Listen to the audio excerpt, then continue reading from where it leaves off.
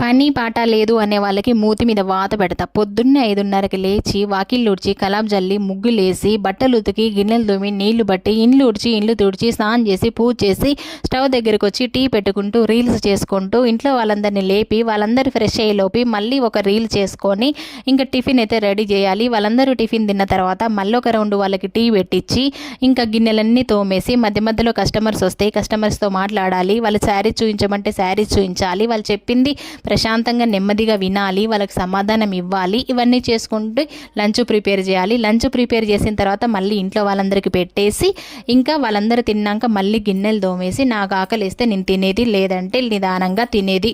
ముందైతే బ్లౌజులు ఉంటాయి కదా, అవి కటింగ్ చేసుకొని పెట్టుకొని మిషన్ ఎక్కాలి, బ్లౌజులు కుట్టాలి.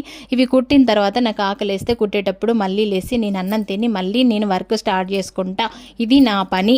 ఇంకా పని పాట లేదు, ఖాళీగా ఉన్నాను. ఎలా అన్నారు మీరు చెప్పండి. మీకు నోరు ఎలా వచ్చింది చెప్పండి ముందు నాకు. మీరేమంటారో కామెంట్ చేయండి ఫ్రెండ్స్. వీడియో నచ్చితే